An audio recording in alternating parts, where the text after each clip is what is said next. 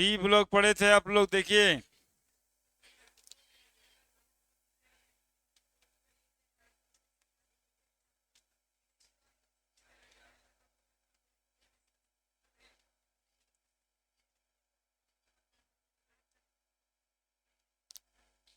D block elements पढ़े थे।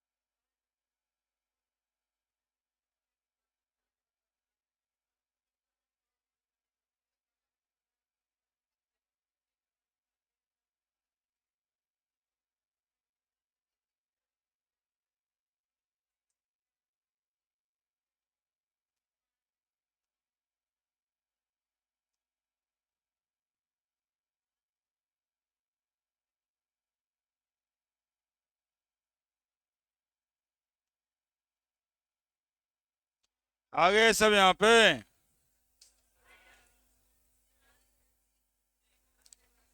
पहुंच गए।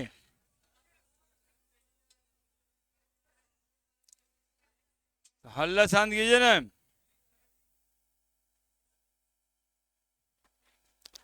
बहुत तेज चल रहा है।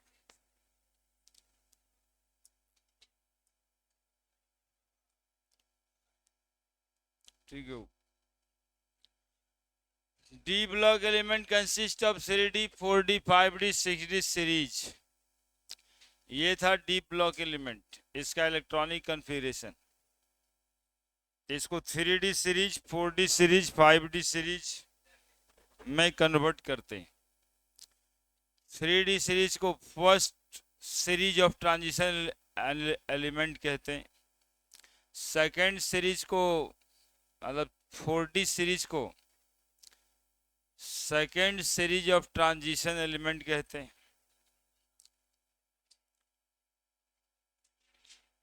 और इसके भी इलेक्ट्रॉन्स निकालना आपको हम सिखा दिए थे।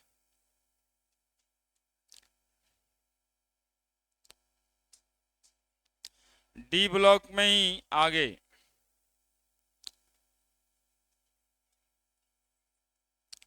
D block elements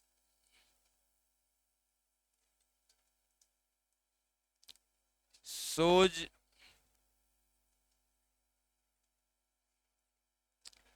variable oxidation state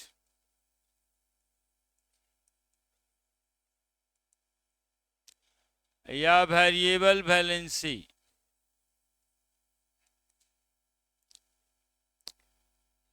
जैसे साइंस ये लेने लायक है, तिजोरी हाफ राफ हो गया, वे नबटा करोड़पति मोटर वाला, मैंने टिकरी उनसे खाया, फिर से रूस गया, करुणा ईरानी, नहीं पढ़ोगे तो पीटोगे, कॉपर चांदी सोना। है ना? इतना तो हम लोग पढ़ लिए। ये फोर्थ पीरियड है। पीरियड 4 है, 5th है, 6th है और 7th। 4th 5th 6th 7th। और इसी को हम लोग 3D सीरीज एलिमेंट कहते हैं। इसको 4D सीरीज एलिमेंट कहते हैं। इसको 5D सीरीज एलिमेंट कहते हैं और इसको 6D सीरीज एलिमेंट कहते हैं, है ना। और बताए अभी बोलते बोलते इसको फर्स्ट रोज ट्रांजिशन एलिमेंट कहते हैं।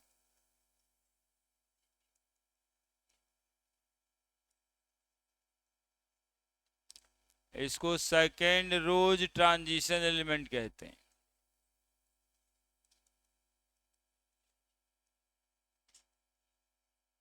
और इसको थर्ड रोज ट्रांजिशन मेटल कहते हैं। इसका वेरिएबल ऑक्सीडेशन नंबर होता है, जैसे साइंस से लेने लायक है, +3, टाइटेनियम 2 +3, 2 +3 +4, क्रोमियम वाले सीरीज में +2 +3 +4 +5, क्रोमियम में 6 भी होता है, वेनेडियम में 5 भी होता है, टाइटेनियम में 4 भी होता है। +2 +3 +4 +5 +6, +2 +3 +2 +3 +2 +3 +1 +2, इसमें सिर्फ +2। एक ही ऑक्सीडेशन नंबर होता है, इसलिए जान सीढ़ी देख रही होगी को इनर ट्रांजिशन मेटल कहते हैं। पिछले दिन लिखवाए भी थे शायद। Group 12th is called age group 12th element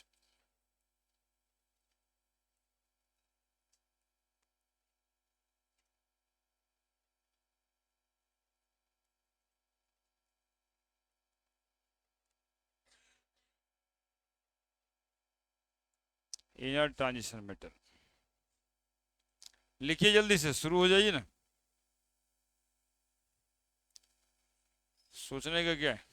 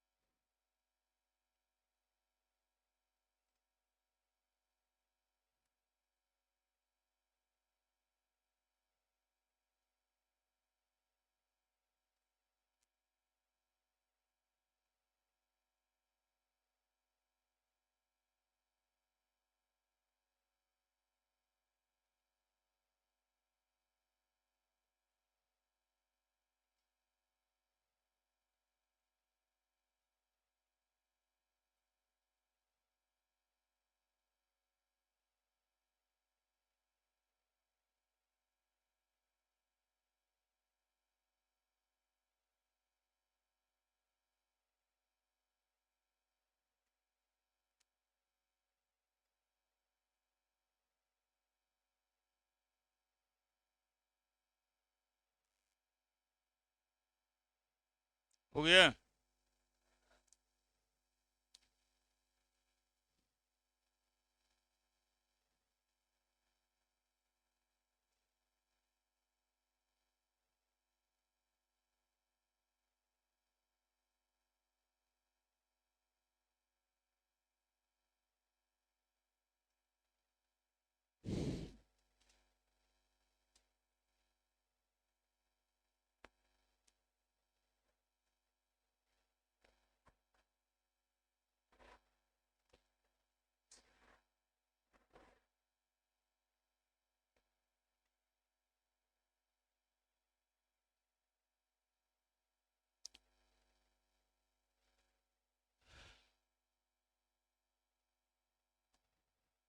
variable oxidation number होता है, मतलब कितना कितना हो सकता है।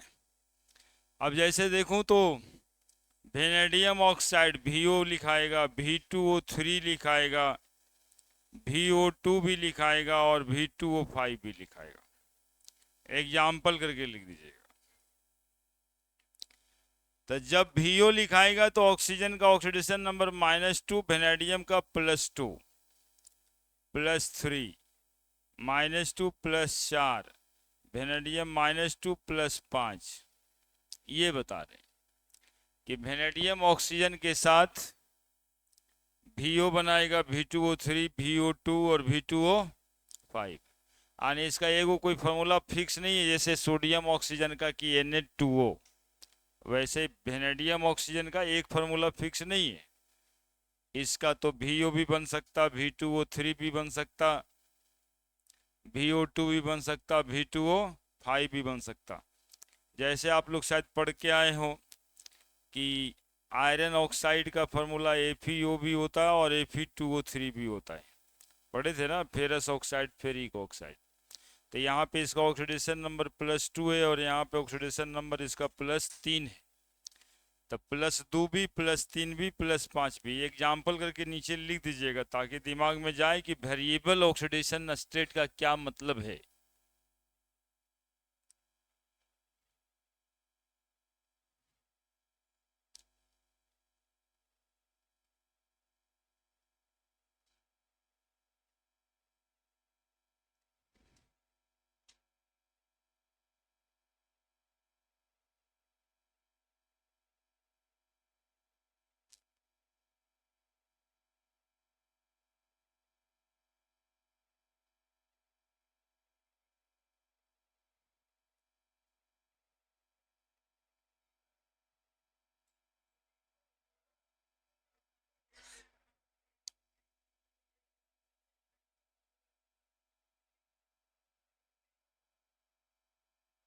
तो इन्फ्लुएंसर है वो, सब अगल अगल में बैठता है।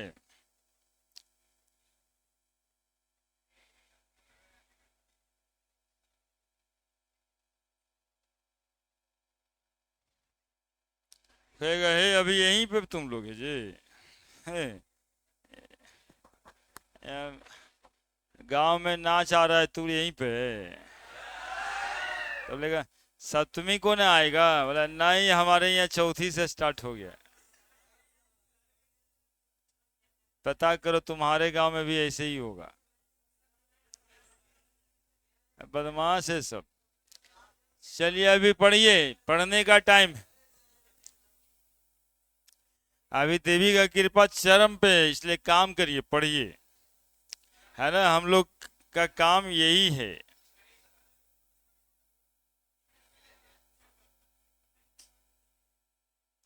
कितना कितना इंफॉर्मेशन से याद है कि ये भी ऑक्साइड होता, वो भी ऑक्साइड होता। ये सब अलग अलग तरह का ऑक्साइड बनाएगा, कोई एक तरह का नहीं।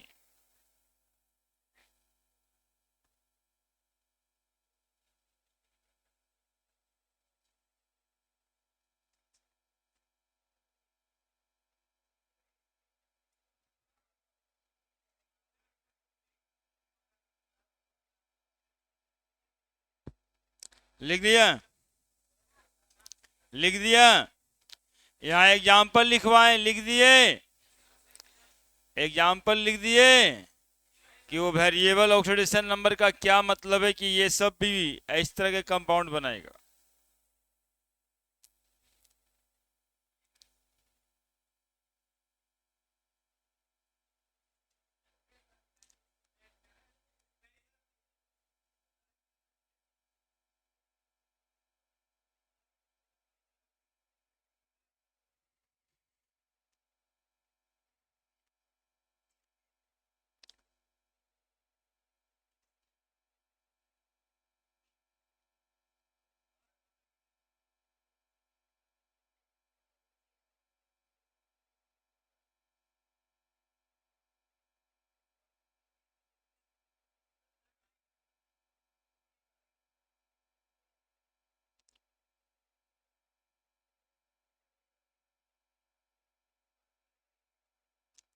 आगे। अरे तो तुम बाद में आया होगा, पीछे बगल बगल उतारो।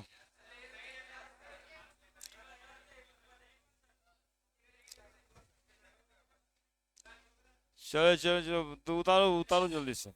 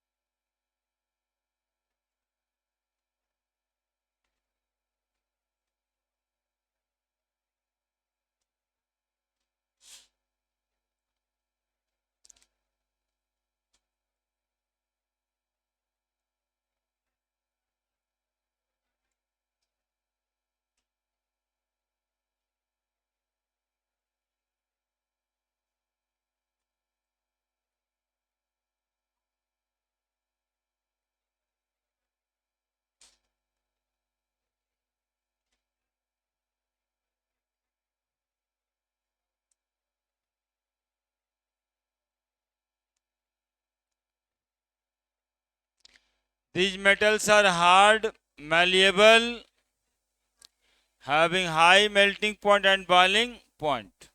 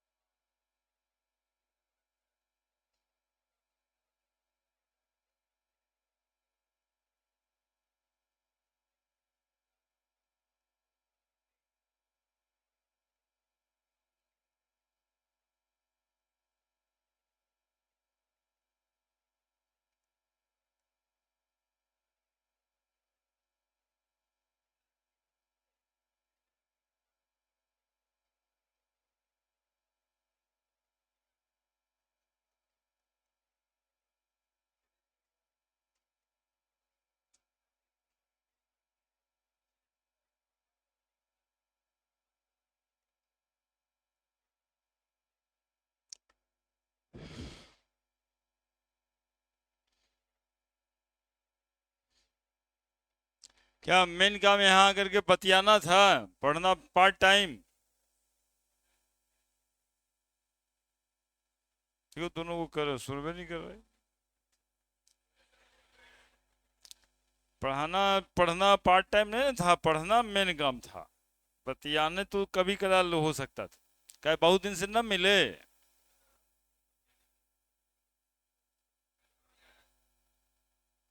तो जाएगा ही।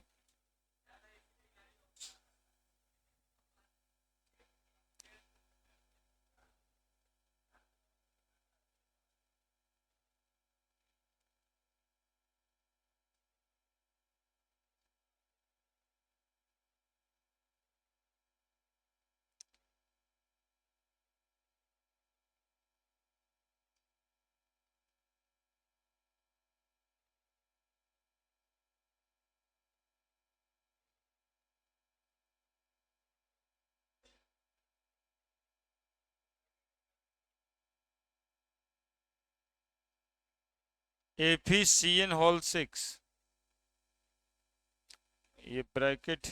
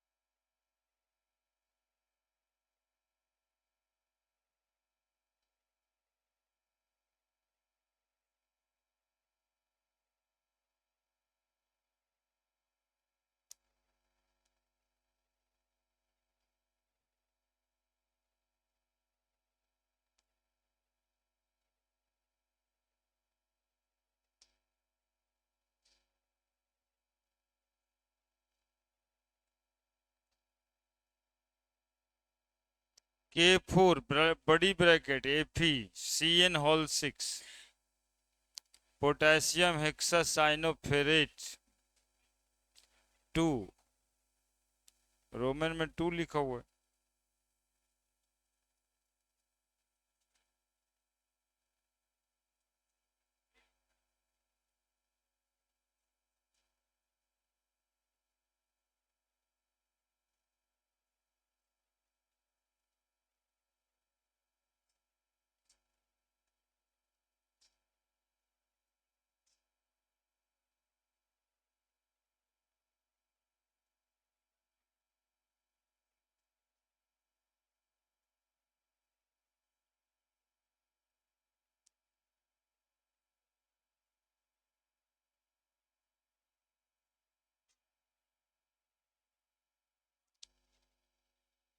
देखो क्या क्या लिखा है, दोज मेटल्स आणि दीज मेटल आणि डी ब्लॉक एलिमेंट के metals are hard malleable and having high melting and boiling point.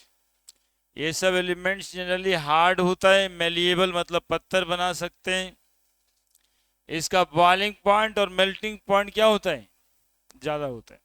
यानी जो भी एलिमेंट ट्रांजिशन मेटल में हैं, ये सब मेटल का बॉइलिंग पॉइंट और मेल्टिंग पॉइंट ज़्यादा होता है। ये सब मेटल से आप पत्थर बना सकते हैं और वो हार्ड होता है। आयोनाइजेशन एनर्जी यानी इलेक्ट्रॉन निकालने के लिए जो एनर्जी लगेगा उसमें, वो in between S block and P block, S block से ज़्यादा और पी ब्लॉक से कम। एस ब्लॉक का पहले से पढ़ें कि सबसे कम होता है, पी ब्लॉक का पढ़ें कि सबसे ज़्यादा होता है।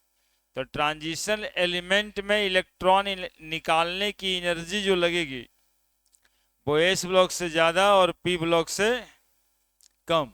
यानी इन बिटवीन कौन कौन सा block, S block, S block से क्या बोले, ज़्यादा, और पी ब्लॉक से कम, यानी इन बिटवीन हो गया, है ना। ट्रांजिशन में एलिमेंट यानी transition metal elements used as catalyst. समझते हैं जी कैटलिस्ट आप लोग, जो रिएक्शन को फास्ट करा दे और अपने इस्तेमाल भी ना हो, है ना। ऐसे केमिकल सब्सटेंस जो रिएक्शन के रेट को बढ़ा देते हैं और अपने उसमें यूज भी नहीं होते। देखो ये वो एनिमेशन से बताते हैं। देखो ये भाई साहब और ये भाई साहब, ये दोनों के बीच में कोई बात लेकर के हॉट टॉक हो रहा था, है ना। ये दोनों जो है आपस में गर्मा गर्मी बतिया रहा था। अब ये भाई साहब के पास कान है, इसको एक भाई साहब आकर के और बात बता दिया। इसके पास मुंह था, ये बता दिया इसको एक बात और, अपने मुंह से इसके कान में बता दिया। अब ये बताने के बाद चल दिया। ये हॉट टॉक करने वाले भाई साहब से जिनको कान था, वो भाई साहब जो हैं, वो भाई साहब जो हैं इस बगल वाले भाई साहब को देखिए क्या कर दिया, तब पटक के चढ़ गया एकदम से, है ना, पटक के चढ़ गया। देखिए हो गया ना। ये इतना सब कुछ करवाया, ये भाई साहब जिनको मुंह था ना, यदि इनके कान में कुछ जाके कहते नहीं तो हो सकता था कि ये हॉट टॉक बात खत्म हो जाती वहीं पे। लेकिन ये और जाके कह दिया कि तेरे बारे में वो और यार ऐसे ऐसे बोलते रहता है। इसको और ज्यादा गुस्सा आया और पटक के चढ़ गया। ठीक है, जिसमें ये भाई साहब पटकने में भी मदद ना किए थे, इसको कहते हैं कैटलिस्ट, इसको कहते हैं एगो रिएक्टेंट, उसको कहते हैं दूसरा रिएक्टेंट। एक रिएक्टेंट दूसरा रिएक्टेंट से रिएक्ट जब करता है तो रिएक्शन कहते हैं। और यदि कोई दूसरा बाहरी सब्सटेंस रेट ऑफ रिएक्शन को बढ़ा दे without directly interfering in the reaction, participating in the reaction, that chemical substance is called as catalyst। तो ट्रांजिशन एलिमेंट के बहुत सारे एलिमेंट्स कैटलिस्ट के काम करते हैं, है ना। The chemical substance which increases और alter the rate of reaction without directly participating in the reaction called as catalyst, है ना। जैसे एक बहुत कॉमन रिएक्शन देखे होंगे आप, N2 + 3H2 2NH3 बनता है। तो यहां पर आयरन लिखा रहेगा, आयरन कैटलिस्ट। तो यहां पर जो लिखाता है वो कैटलिस्ट का काम करता है ना। तो ट्रांजिशन एलिमेंट में बहुत सारे एलिमेंट ऐसा है जो किसका काम करता है, कैटलिस्ट का काम करता है। Transition elements are generally form complex compound या कोऑर्डिनेट कंपाउंड। एक अलग तरह का कंपाउंड देखिएगा जिसको कॉम्प्लेक्स या कोऑर्डिनेट कंपाउंड कहेंगे। एक एग्जांपल लिखे इसका, K4 FeCN हॉल 6, इसका नाम है पोटेशियम हेक्सासाइनोफेरेट, और यहाँ लिखा हुआ है 2 ऑक्सीडेशन नंबर लिखाता है, +1 +4 -2 -6। तो +4 और -6 बच करके +2 और दे देंगे तो -6 -6 0 हो जाएगा। इसलिए जितना बचता है वो यहाँ पे लिखाता है, दैट इज 2। ठीक है, most of the transition metal form alloy.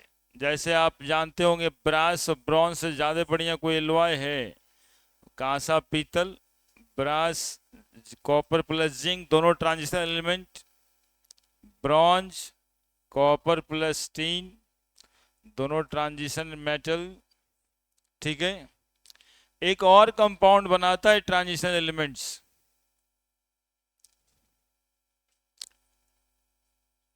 हाँ बोलिए। ट्रांजिशन एलिमेंट्स ऑल्सो फॉर्म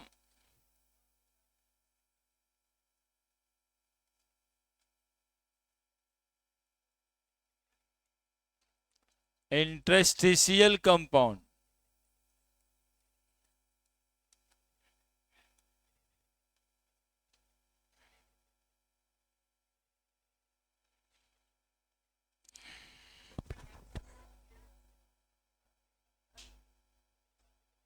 क्या हुआ जी? हाँ।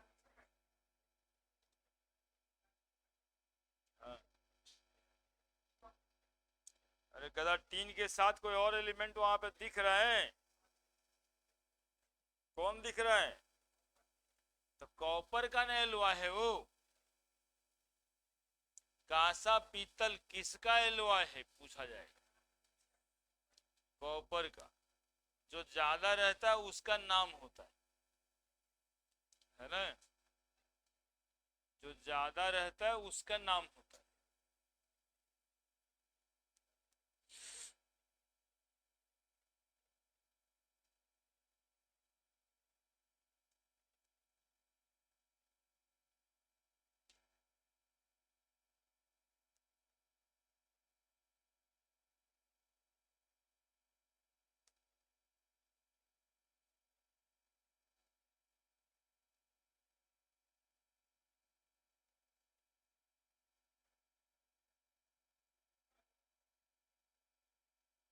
अभी और इसको लिखिएगा।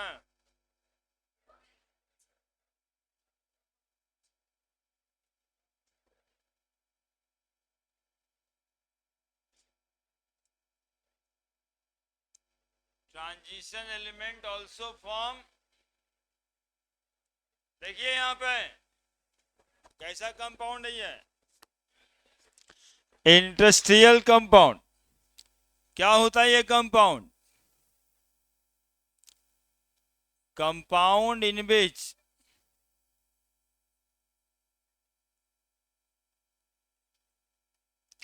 a smaller atom like hydrogen, carbon, nitrogen, boron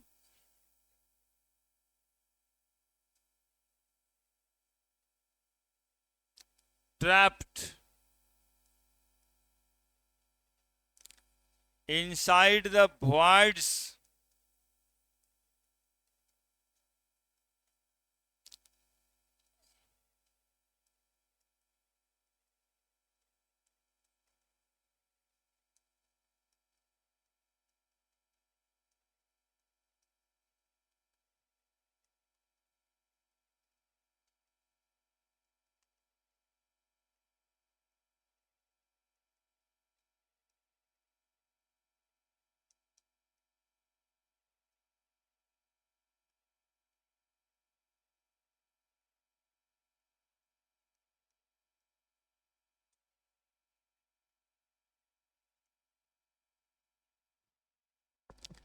compound in which a smaller atom like hydrogen, nitrogen, boron trapped inside the void or interstitial side of solid metal in non-stoichiometric ratio called as interstitial compound.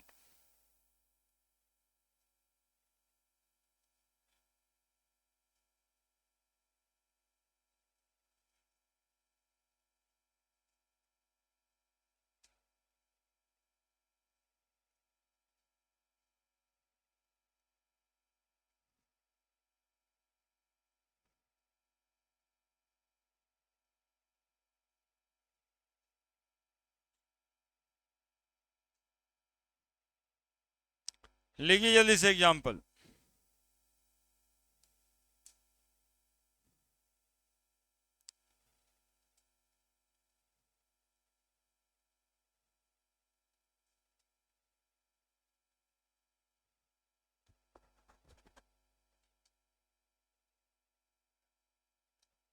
अगर लिखोगे नहीं तो तुम disturb करोगे बगल वाले को और अपने कुछ भी सीखोगे नहीं। लिखोगे तो कुछ तो सीखोगे। एक तो ही भाई साहब का हम देख रहे हैं, आए हैं इनसे मिलने के लिए। नहीं सर, हम सब देखते हैं। यहाँ से बात शुरू होती है, यहाँ जाता है, फिर उसका मुस्कुराहट देखते। यहाँ पे ही तू वही चश्मा वाला भाई साहब, एक तो ही भाई साहब ये लैस लेते रहता है। देख नहीं रहे? लिखते पढ़ते भी रहिए, कुछ समझिएगा तब ना।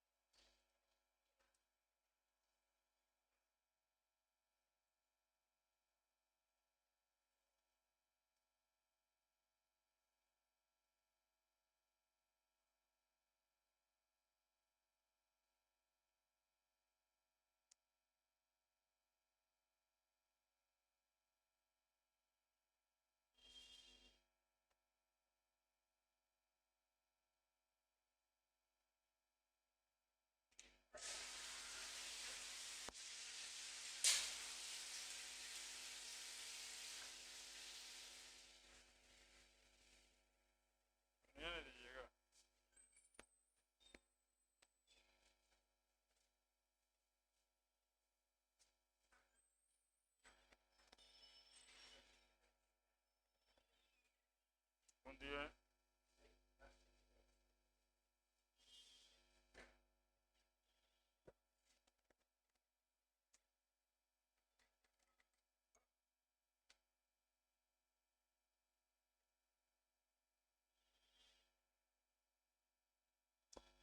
हमारा छोड़ना नहीं है।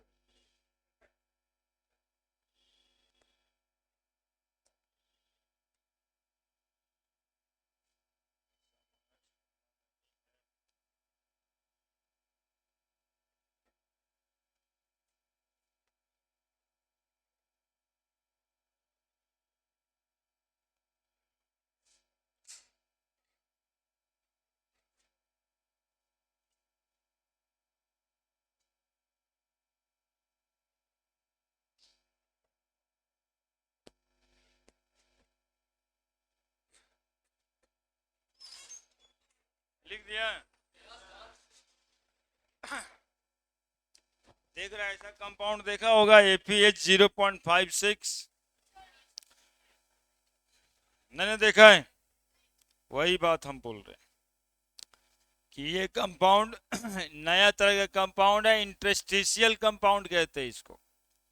इसमें ऐसा होता है कि जब सॉलिड के एटम पैक होते हैं, मान लो कि एक एक एटम है, एक दूसरा एटम है, एक तीसरा एटम है, इसके नीचे एक एटम है, फिर ये एक एटम है, फिर एक एटम। आप देखो ये जो बीच का जगह रह गया एटम एटम के बाद, ये जगह तो खाली रह गया, इसको कहते हैं इंटरस्टिशियल वॉइड या सिंपल वॉइड, छेद। हाँ, सॉलिड मेटल के एटम कितने भी पैक हो जाएं, बीच में हॉलो स्पेस रह ही जाएंगे। जो हॉलो स्पेस रह जाएंगे, और किताब में लिखा है, चाहे तो इसको ढकने की हम कोशिश करें तो ढकेंगे तो ऊपर से ही ढकाएगा ना, ऐसे बीच में तो रह ही जाएगा। तो जो बीच में रह जाएगा उसी को बोलेंगे वॉइड्स। और उसमें जो छोटा एलिमेंट है जैसे कार्बन है, नाइट्रोजन है, ये जाकर के इंटर कर जाता है, घुस जाता है। कार्बन, नाइट्रोजन, हाइड्रोजन, बोरोन घुस जाता है। छोटा एटम जो कि उसका साइज क्या है, उतना ही साइज है जितना उसमें वॉइड्स है। और यदि वो घुस जाता है और घुसता है तो किस रेशियो में घुसता है, देखो एक बात लिखल होगा, नॉन स्टोइचोमेट्रिक रेशियो में, यानी कोई फिक्स रेशियो उसकी नहीं होती। तो जब ऐसा कोई कंपाउंड बन जाए, क्योंकि दो एटम मिला है तो कंपाउंड ही बनेगा, और ऐसे कंपाउंड को हम इंटरस्टिशियल कंपाउंड कहेंगे। जैसे ApH 0.56 लिखा है, इसका क्या मतलब है? इसका ये मतलब है कि आयरन के 100 एटम हम प्लेस करेंगे तो हाइड्रोजन के 56 एटम उसके वॉइड्स में प्लेस्ड मिलेंगे।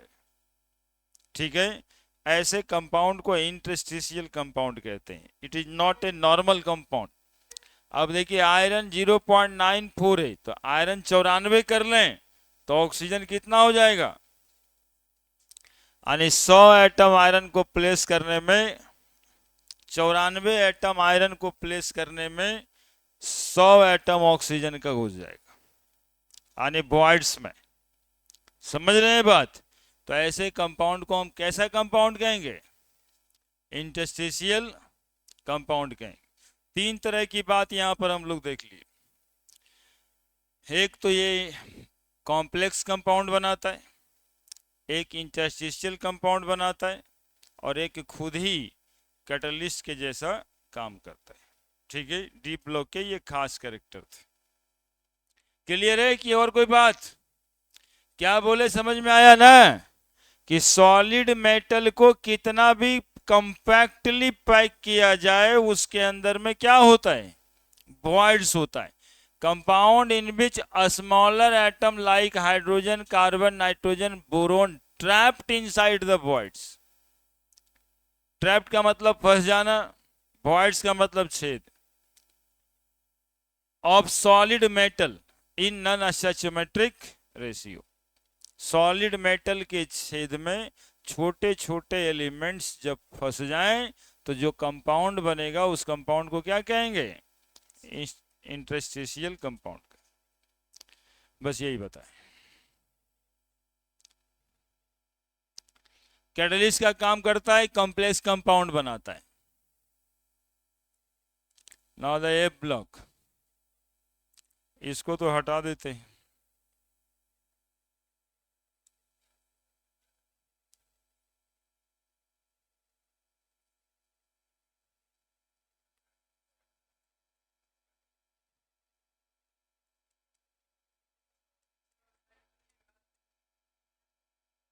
अब पीछे वाले में क्या रह गया था जी? क्या बचा? क्या लिखना चाहते हो पीछे वाले में?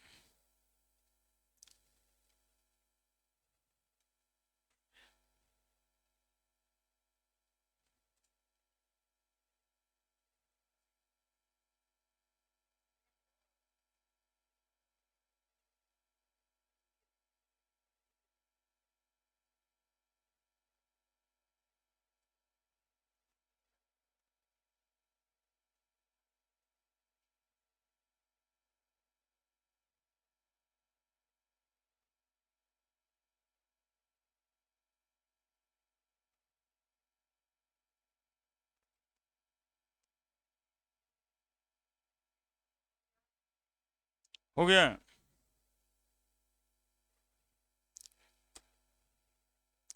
लिख दिया?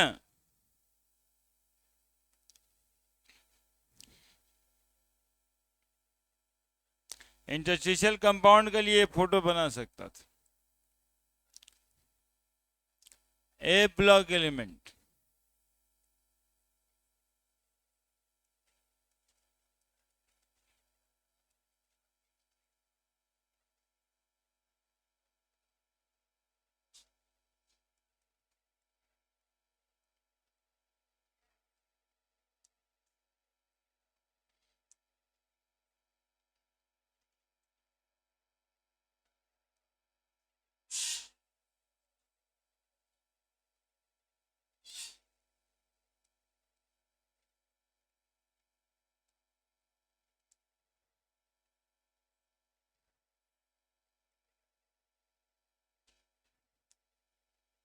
in outermost orbit.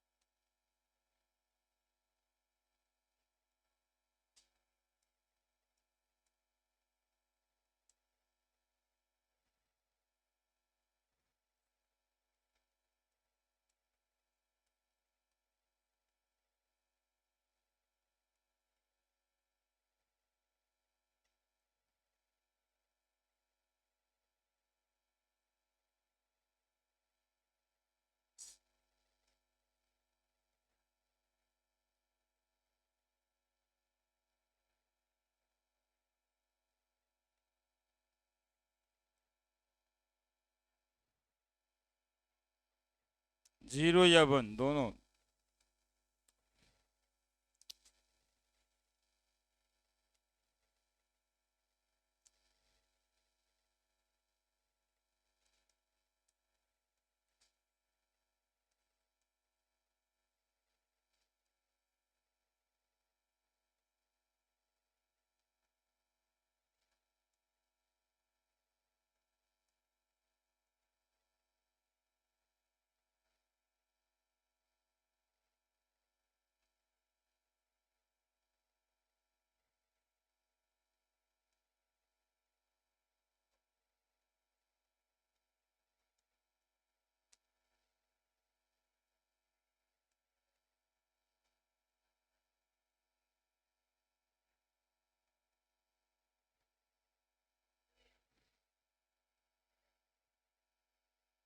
लिखिए,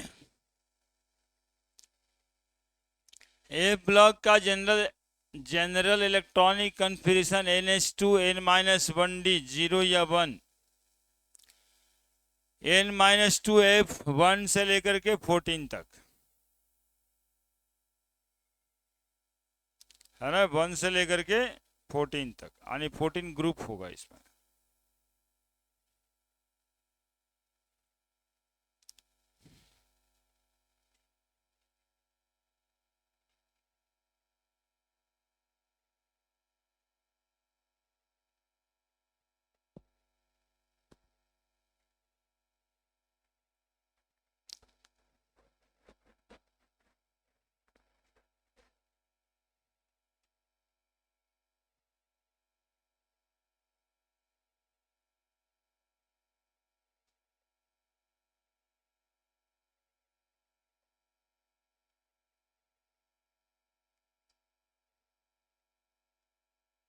नहीं काम देगा, दोस्ती नहीं काम देता है, दोस्ती कभियो काम नहीं देता है।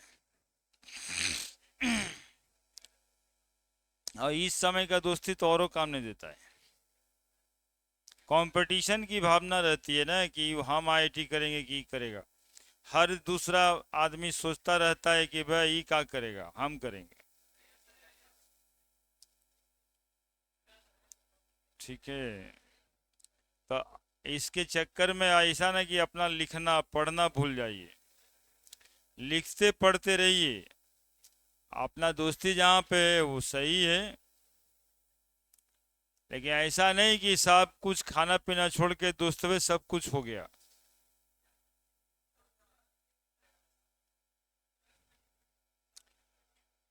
General electronic configuration NH2 N-1D 0 से 1 तक, 0 या 1 लिखा हुआ है। 0 भी और 1 भी ऐसा नहीं है, 0 होगा या कभी कभी 1 होगा। कब होगा 1 इसमें, जब एफ हाफ फील्ड और फुल फील्ड करना होगा, है ना। जैसे नहीं देखे थे हम लोग डी ब्लॉक वाला में, है ना, कर लेते थे, एस में एक इलेक्ट्रॉन कर देते थे। उसी तरह से एन को आउटर मोस्ट सेल कहेंगे, N-1 को पेनल्टी मेड सेल कहेंगे, और N-2 को तो कहा जा सकता है कि ये ब्लॉक एलिमेंट्स में लास्ट इलेक्ट्रॉन कहाँ भरता है, एफ ऑर्बिटल में भरता है, that is antepenultimate shell में भरता है ना। अगले में लिखेंगे। ए ब्लॉक एलिमेंट का दूसरा नाम है रेयर अर्थ एलिमेंट, क्योंकि अर्थ में ये रेयरली पाया जाता है, इसके अमाउंट बहुत ही कम मात्रा में पाए जाते हैं। ठीक है, A block element comprises two series of element, namely lengthenoid series, actinoid series. ठीक है, lengthenoid series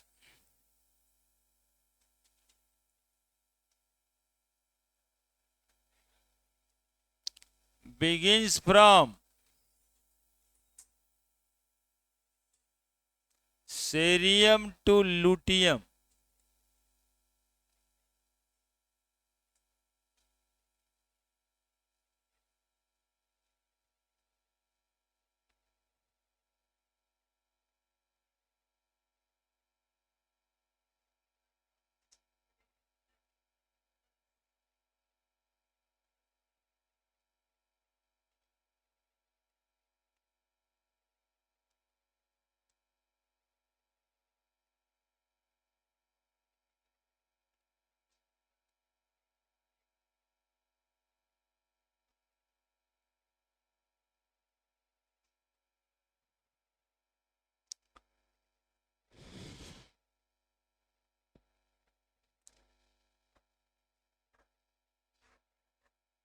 लेंथेनॉइड सीरीज कहां से शुरू होता है, सेरियम, कहां पे खत्म होता है, ल्यूटियम नाम है।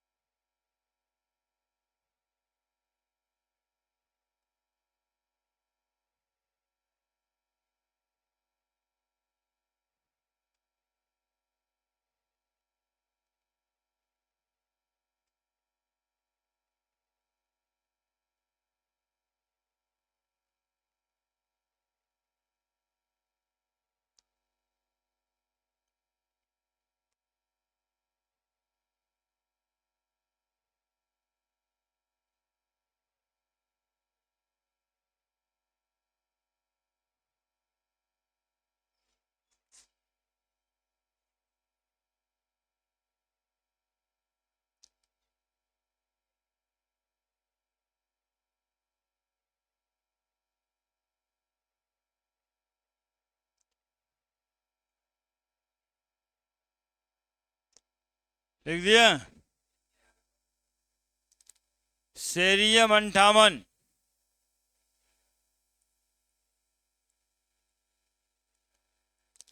1:2, 2:2, 2p6, 3:2, 3p6, 4:2, 3d10, 4p6, 5:2, 4p6।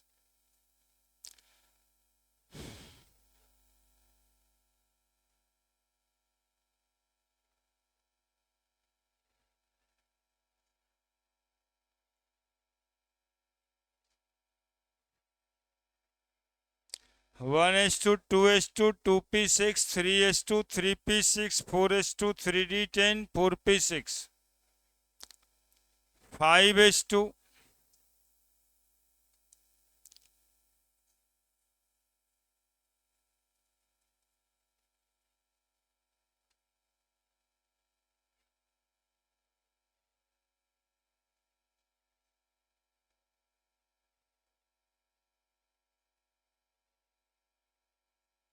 देखिए कितना हो गया होगा। 2 2 4 6 10, 2 12 6 18, 2 20 30 36 38 40 46 48 के बाद, 48 के बाद कितना है ये? 58। क्या सीरीज आ रहा है? एस एस, पीसिंग पीसिंग, डीपीएस डीपीएस। अभी आना है फर्स्ट डीपीएस, 4F, 4F। जोड़ के देखिए तो कितना आ रहा है? 2 2 4 6 10, 2 12 6 18, 2 20 30 36 38 40 48 2 56, 56 और 2 58, है ना? इसी में एक बात करनी है, सो यहां के लिए लागू होता है। सुनिए, चूंकि ये डी ब्लॉक से आया हुआ है, ठीक है, ये डी ऑर्बिटल से ही उतरा नीचे ना। 57 था डी ब्लॉक में और 58 है सीरियम में। तो यहाँ पे एक बात ध्यान में रखना रहता है कि इसको ऐसे लिखना रहता है, 5d1, 4d के बाद और फिर 4f1, है ना? और यही 5d1 पहले, चूंकि 5d1 भर चुका है डी ऑर्बिटल, ये आपको भरा है कहाँ पे जानते हैं? किसमें? लेंथेनम में, जिसका एटॉमिक नंबर 57 है। तो 57 के बाद होगा 58, लेकिन 58 में क्या हो गया कि डी ब्लॉक को रोक दिया गया। ब्लॉक देख रहे हैं, पीरियोडिक टेबल में ब्लॉक दिखा रहे हैं। 57 के बाद है ना 58, इसको कहते हैं ना लेंथेनाइड सीरीज। तो 57 तो डी ब्लॉक में और 58 एफ ब्लॉक में। तो ये जो टच्ड बात है, नहीं, जैसे बच्चा होता है नाभि माँ के पेट में ही होता है, जुड़ा हुआ होता है, वैसे ही है ना कि इस लेंथेनम के बाद हुआ है लेंथेनाइड सीरीज। तो 5d1 के बाद 4f1 लिखते हैं, ठीक है, 5f1 लिखते हैं, फिर 4f1 लिखते हैं, और फिर अगले में 5d0 करके 4f3 लिख देते हैं सीधा। इसीलिए जनरल इलेक्ट्रॉनिक कन्फिग्रेशन में दो बातें लिखा हुआ था, है ना? दो बातें लिखा हुआ था। क्या बातें लिखा हुआ था? 0 या 1। तो 1 लिखिएगा तो 4f में 1, और यहां 0 लिखिएगा तो 4f में 2। अब इसके साथ आगे आप बढ़ जाइए। हाँ लिखिए, तुमको तो हो गया, मतलब पूजा करने के बाद स्वाहे करने में मजा ही आता है। गधा है, सुनना चाहिए ना।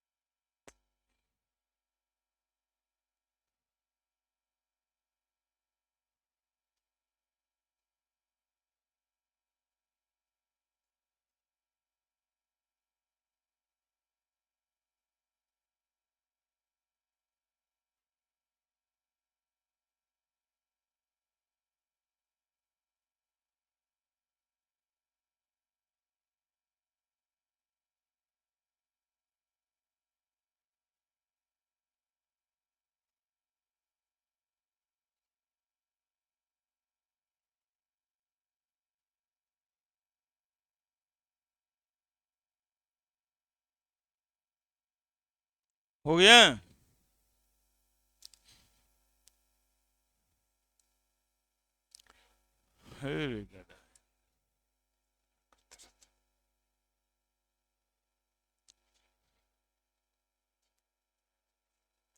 अब अगला जो भी एलिमेंट आएगा 4f3 4f5 4f14 तक जाएगा। ठीक है।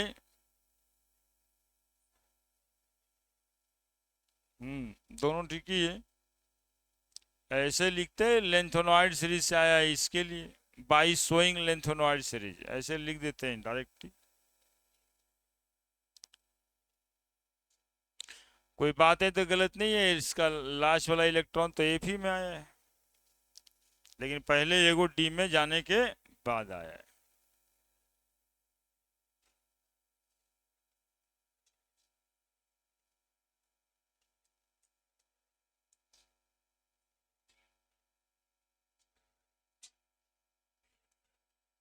हो गया।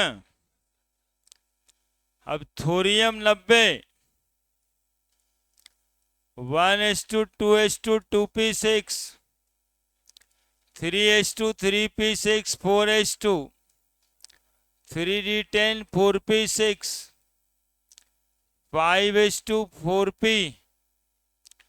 4d10 5p6 6s2 4f14 5d10 6p6 7s2 6d1 5f1।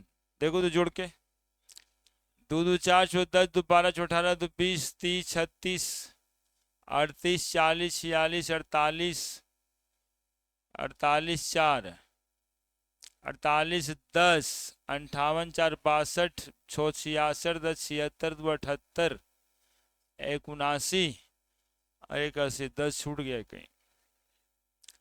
90 2 2 4 14 2 12 18 2 20 30 36 38 38 48 54 56 70 80 86 88 89 90। 6d1 फिर आया यहाँ पे ये बताने के लिए कि ये जो सीरीज है उस सीरीज को क्या कहते हैं, एक्टिनॉइड सीरीज कहते हैं।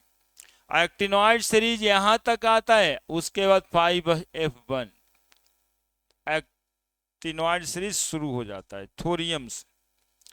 तो 6d1 या 6d0 5f2 है ना। तो ये जो स्टार मार्क दिए ये क्या शो किया कि ये एलिमेंट एक्टिनॉइड सीरीज में आता है।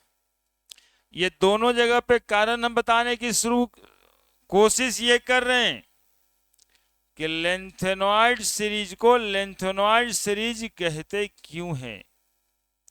तो लेंथेनॉइड सीरीज को लेंथेनॉइड कहते इसलिए हैं कि वो लेंथेनम के बाद स्टार्ट हुआ है, लेंथेनम के पहले नहीं या लेंथेनम से नहीं, लेंथेनम के बाद।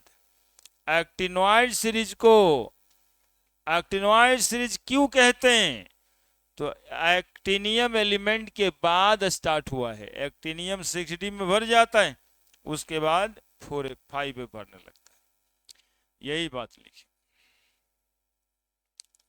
Lanthanoid series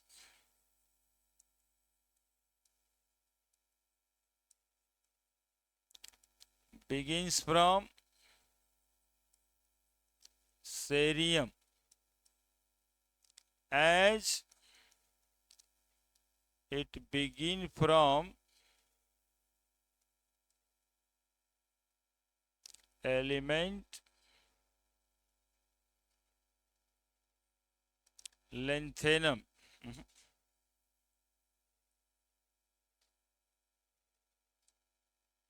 element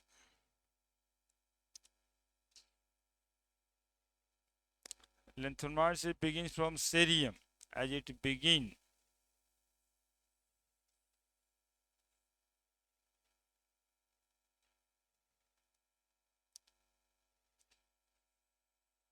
after element lanthanum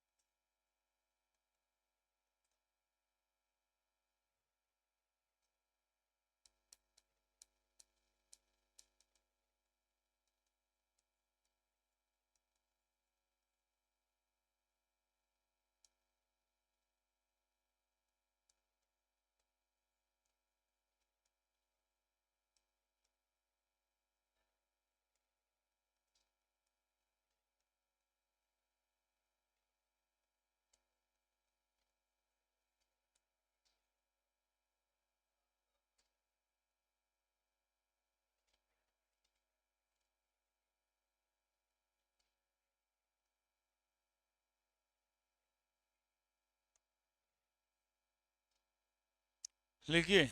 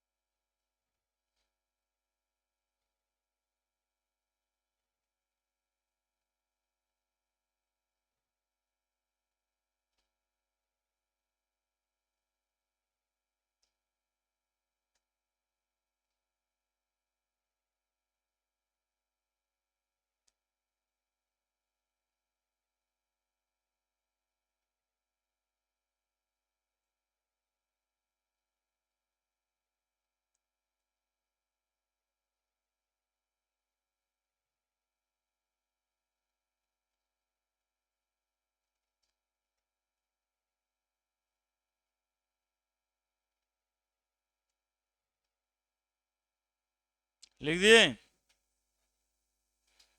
यानी बाबू हाई स्कूल के इन्वायरमेंट से आगे निकलिए, समझे? जो 9th 10th में कर रहे थे स्कूल में, थोड़ा सा आगे बढ़िए उससे।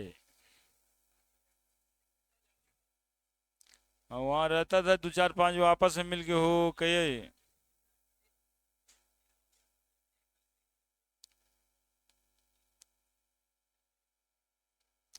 घाटा हो जाएगा ना अभी।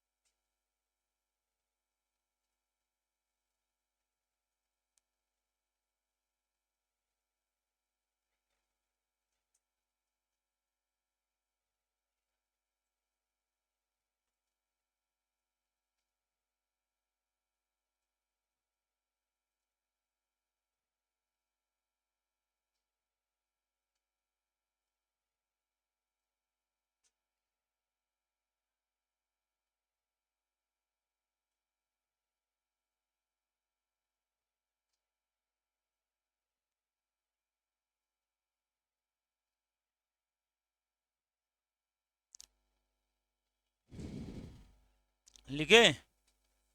लिखे। Lanthanoid siege begins from cerium as it begin after element lanthanum।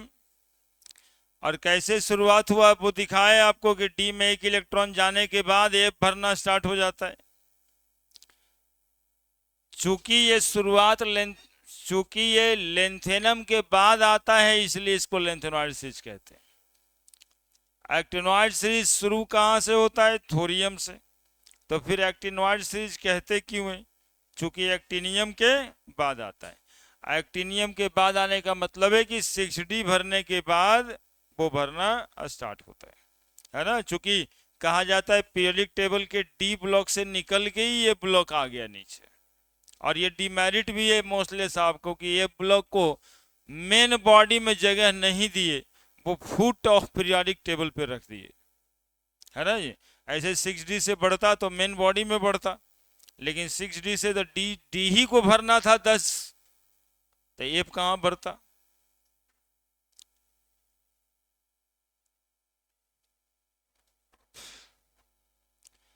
Now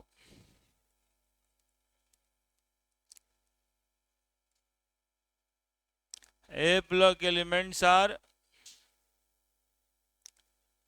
HAV बी बाई है बी। Hard metal,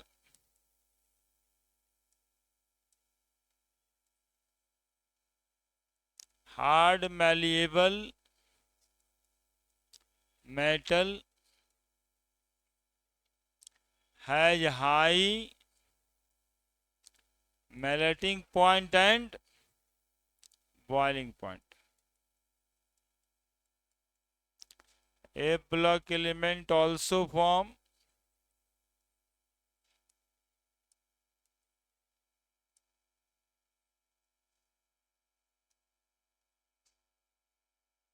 colored compound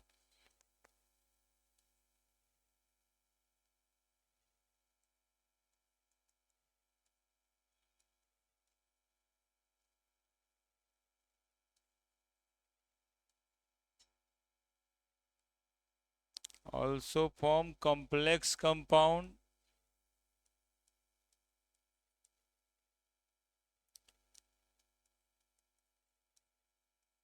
A block element especially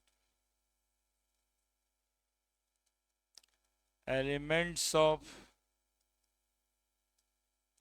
actinoid series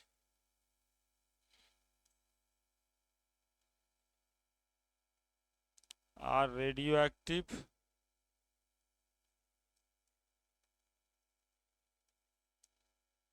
है ना, and after uranium all the elements are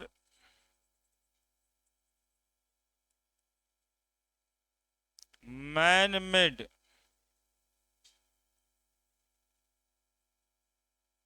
elements or artificial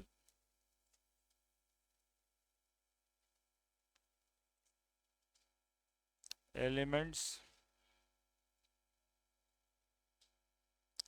also called as transuranic element.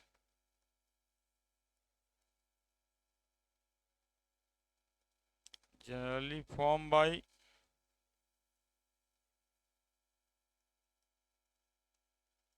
radioactivity phenomenon.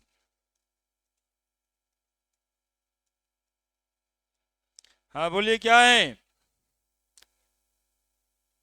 High melting point and boiling point. MP और BP ना बुझा रहा है?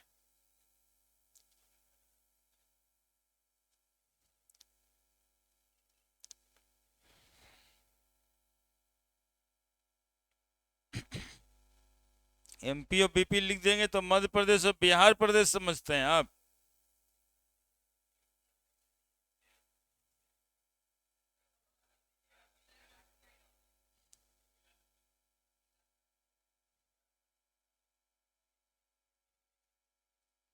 जितना कचरा information है सब दिमाग में रखता है।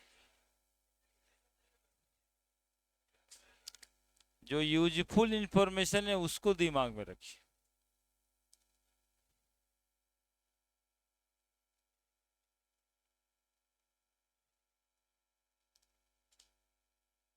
लॉजो हॉस्टल में उसके रूम पे सब जाता रहता होगा।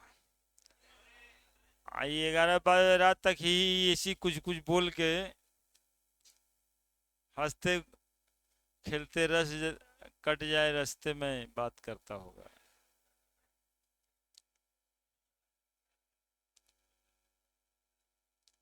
सही 2 साल के बाद स्टेटस लिखेगा कि Patna gives me a new life.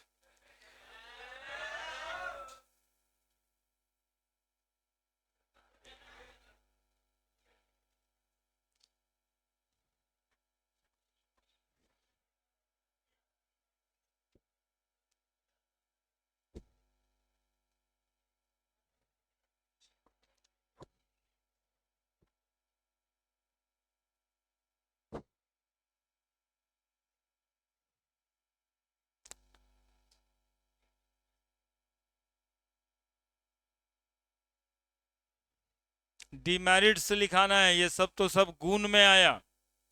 These all are the merits of mostly periodic table, कि उन्होंने डी ब्लॉक किया, एफ ब्लॉक किया, एस ब्लॉक किया, सब एलिमेंट को सेपरेट किया, मेटल नॉन मेटल को अलग किया, ये सब मेरिट था। अब कुछ डीमेरिट, ज्यादा डीमेरिट नहीं है, 2-4 को डीमेरिट है, उसको पढ़ लेंगे। और इसमें हम लोग कुछ कुछ प्रॉपर्टीज भी पढ़ लिए। देखिए जैसे यहाँ पे कितना इंफॉर्मेशन है। ए ब्लॉक एलिमेंट्स हार्ड होता है, मैलिएबल होता है, मेल्टिंग बॉइलिंग पॉइंट हाई होता है, कलर्ड कंपाउंड बनाता है, यानी जो इसके कंपाउंड्स होंगे उसमें कोई ना कोई कलर होगा। कलर मतलब रंग ही होता है यार, कुछ नया बात नहीं। क्यों होगा ये चैप्टर्स के अंदर में पढ़ना है। इलेक्ट्रॉन के कूदने से एटॉमिक स्ट्रक्चर में देखे होंगे कि इलेक्ट्रॉन के कूदने से वेवलेंथ ऑफ रेज निकलता है, वही वेवलेंथ ऑफ रेज की वजह से कलर होता है। It form complex compound, formula एक तो बताए थे उसी तरह का, जिसमें बड़की ब्रैकेट और छोटकी ब्रैकेट लगा रहता फार्मूला में, वैसे कंपाउंड को ही कॉम्प्लेक्स कंपाउंड या कोऑर्डिनेट कंपाउंड कहते हैं। A block element specially element of actinoid series are radioactive. अब ये देखिए यहाँ पे नया बात है कि एफ ब्लॉक एलिमेंट में जो एक्टिनोइड सीरीज है उसमें ज्यादातर एलिमेंट कैसा है, रेडियो एक्टिव एलिमेंट का कैरेक्टर होता है, उससे अल्फा बीटा गामा रेज निकलता है। After uranium all the elements are man made. Uranium के बाद जितने एलिमेंट्स हैं सब आदमी द्वारा बनाया गया है। इससे पहले कौन बना रहा था? इससे पहले अर्थ में ही पाया जाता था, और अर्थ में पाने के वजह से ही भारत माता की जय बोलते हैं। भारत तो हमेशा भारत माता के नाम से जाना जाता है, और माता क्यों कहते हैं तो इसका जवाब भी यही है। माता इसलिए कहा जाता है कि उन्हीं से सारे एलिमेंट की प्राप्ति होती है। सब कुछ जो मैटर है पृथ्वी पे, जो सब कुछ पाया जाता है, सब भारत माता के अंदर ही है ना। अब लोहा का ग्रिल लगा के चोरी से रक्षा करते हैं, लोहा कहां से आता है? तो भारत माता से आता है ना। माता इसलिए कहा जाता है, सब कुछ यही देती है ना। सोना वाला, नाक वाला, कान वाला, मुंह वाला पहनना है सबको, कहां से आएगा? भारत माता से। वही सोना अर्थ से ही आता है, प्लैटिनम अर्थ से ही आता है, नमक खाना है रोज समुन्द्र से ही आता है। तो कौन सा चीज वो है जो कि अर्थ में नहीं पाया जाता? ठीक है। अब इसके बाद आदमी सब लगा बनाने के लिए एलिमेंट, यूरेनियम के बाद, इसीलिए इसको कहा गया मैन मेड एलिमेंट। इससे पहले आदमी का रोल बस इतना ही था कि माइनिंग करना काम था, और माइनिंग कर करके एलिमेंट को निकालना और उसके प्रोसेसिंग करना, है ना। बस यही आदमी का काम था। अब जो है मैनमेड एलिमेंट कहा गया यूरेनियम के बाद, या उसको क्या कहते हैं? आर्टिफिशियल एलिमेंट कहते हैं, या उसको क्या कहते हैं? यूरेनियम के बाद वाला element, that is by transuranic element, generally form by radioactivity phenomenon. और रेडियो एक्टिविटी फेनोमेनन जनरली कहने का मतलब है कि अल्फा बीटा गामा रेज का प्रहार करा के, अल्फा रेज डाल करके, है ना, किसी को बीटा रेज डाल करके। ठीक है।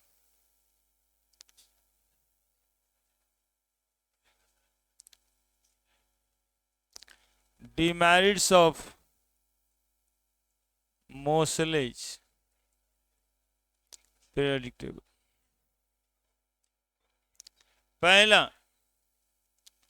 पहला demerit, position of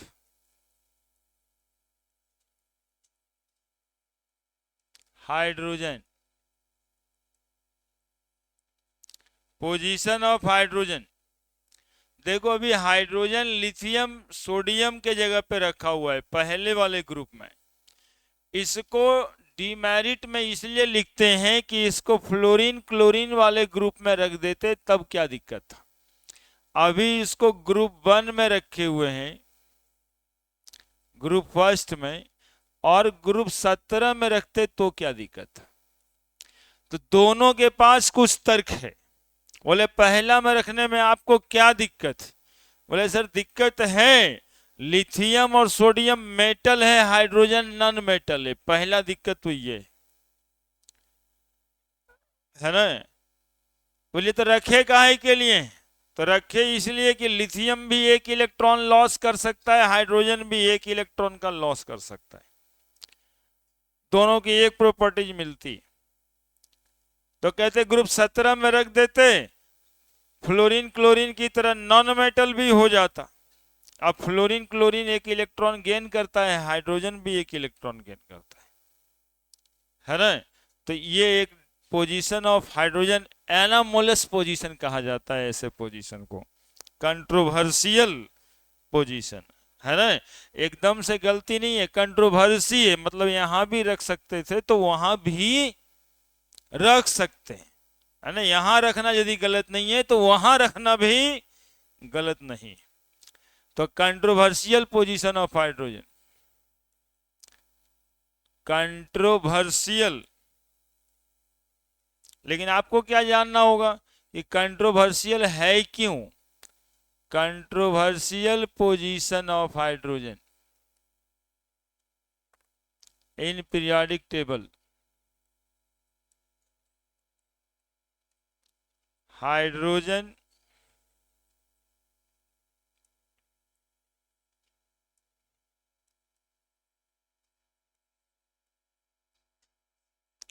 can lose electron like alkali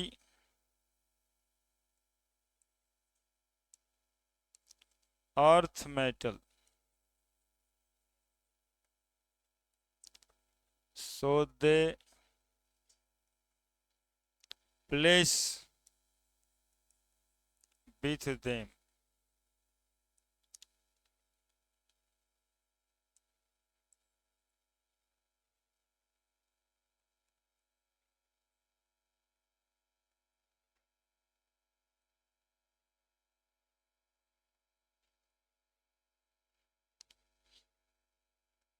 hydrogen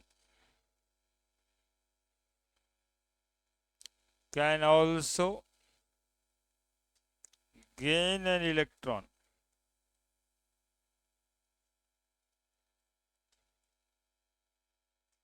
like halogen, so they can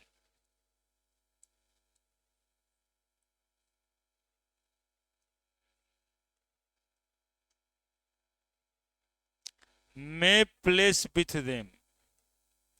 तो कहने का मतलब था दोनों जैसा कर सकता है तो कहीं एक ही जगह न रखते।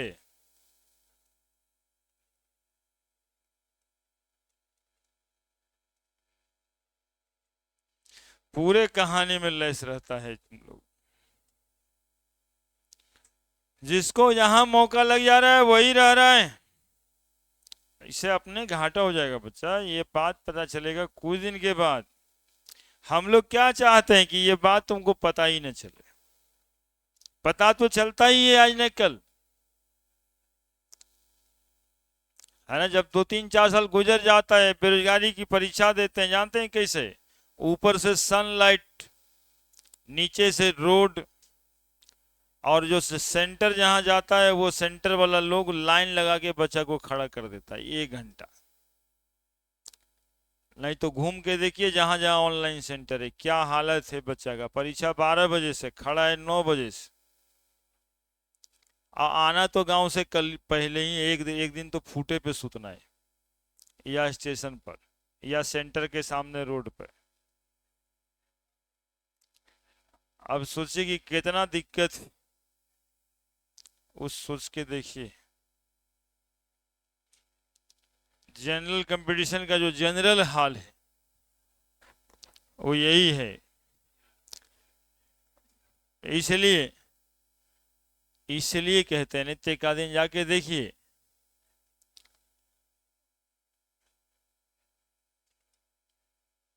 जहां पे सेंटर जाता है, मारा मारी है खड़ा होने के लिए, मतलब सेंटर में घुसने के लिए भी मारा मारी। वो देख कर करके सोच मन करने लगेगा कि पढ़ के अभी ये कुछ कर जाते हैं, है ना। Hydrogen can loss electron like alkali metal. Alkali metal earth क्यों लिखे, काट दीजिएगा, अल्कली मेटल अर्थ नहीं। Hydrogen can loss electron like alkali metal, so they place with them, that is group 1। Hydrogen एक इलेक्ट्रॉन का लॉस करके H+, lithium एक electron का लॉस करके Li+। लेकिन हाइड्रोजन को ऑल्सो हम सातवें ग्रुप में प्लेस कर सकते हैं, because they gain electron like hydrogen atom. Hydrogen can also gain an electron like hydrogen, so they may place with them. ठीक है, तो ये कंट्रोवर्शियल हो गया, रखिएगा तो कोई एक ही जगह पे ना रखिएगा, चाहे पहला जगह पे चाहे 7वां या 17वां जगह पे, तो रखा हुआ है पहले जगह पे, इसलिए गलत नहीं कहा जाता है। क्या कहा जाता है, कंट्रोवर्शियल। जैसे इंडिया पाकिस्तान के बीच में एगो आ जाता है कश्मीर, तो गलत मुद्दा है थोड़े, वो मुद्दा तो जायज है, लेकिन वो कंट्रोवर्शियल मुद्दा है कि उसका है कि मेरा है। तो बोले आधा उसका आधा मेरा, तो फिर आधा में आधा घुसता क्यों है। ठीक है, दूसरा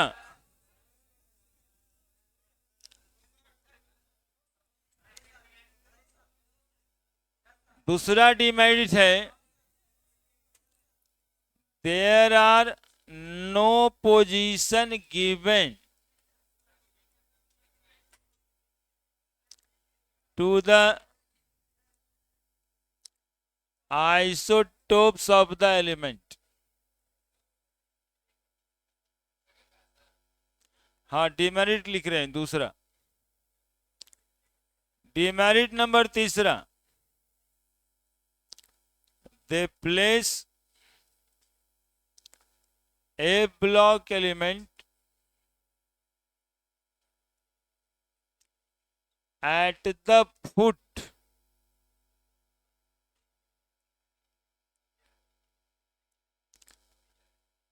the foot of periodic table,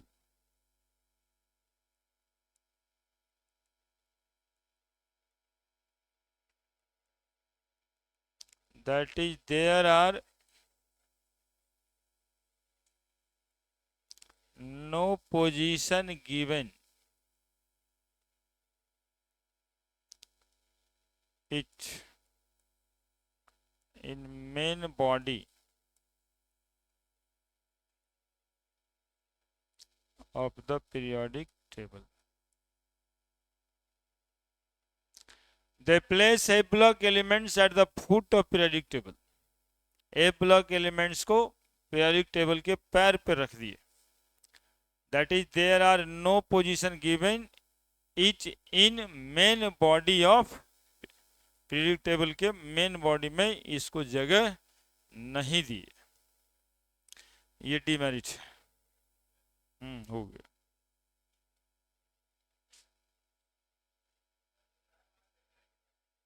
कहा है अभी आना है, आप लोग सोचिए बात को, समझिए बात को, घर पे जाइएगा, घर पे भी इज्जत ना होगी। ठीक है, घर पे इज्जत तभी होती है जब आप राइट टाइम पे जाते हैं।